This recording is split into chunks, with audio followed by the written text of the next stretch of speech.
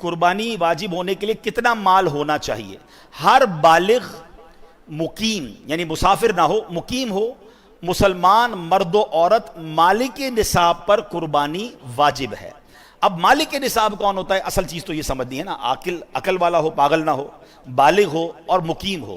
اب مالک نصاب کون ہے؟ مالک نصاب ہونے سے مراد یہ ہے کہ اس شخص کے پاس 52.5 تولہ چاندی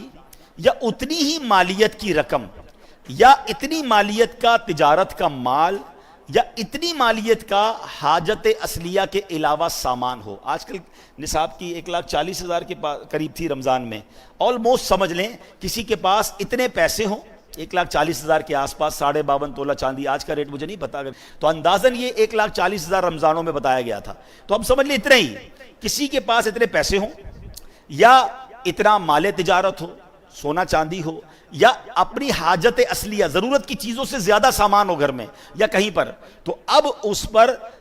اور جو اگر اس پر جو قرضہ ہو وہ مائنس کرنے کے بعد، تو پھر اس پر یہ نصاب باقی رہے گا، تو یہ جناب قربانی اس پر واجب ہو جائے گی۔ قربانی کے دنوں میں اگر یہ اتنے پیسے ہیں تو اس کو قربانی کرنی ہوگی۔ اب اس میں ایک اور غلطی لوگ کیا کرتے ہیں، پورے گھر کی طرف سے ایک قربانی کر دیتے ہیں، ایک بکرا لے آئے، نہیں،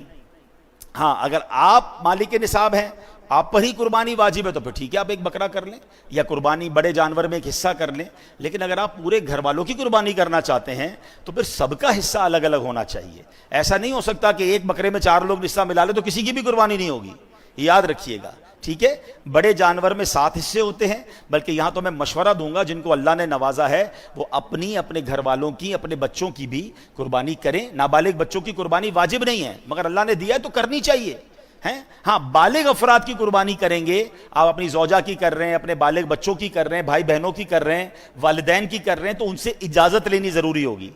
ہیں کہ بھائی آپ کی قربانی میں کر رہا ہوں، اجازت لیں گے تو پھر ان کی قربانی ہو جائے گی۔ یا پھر انڈرسٹوڈ ہے ان کو کہ بھائی ہر بار آپ ہی کرتے ہیں، ان کو سب کو پتہ ہے ہماری قربانی بھائی یا ابو کرتے ہیں، تو پھر بھی انڈرسٹوڈ ہے تو ٹھیک ہے۔ اچھا، اسی طرح ایک اور قربانی میں ہم نے بات ذہن میں رکھنی ہے کہ قربانی میں اگر کوئی عقیقے کا حصہ بھی ملانا چاہتا ہے، وہ سمجھتا ہے کہ میرے پاس ایک حصہ ایکسٹرا ہے، اگر کسی کا عقیقہ باقی ہے تو وہ بھی کیا جا سکتا ہے۔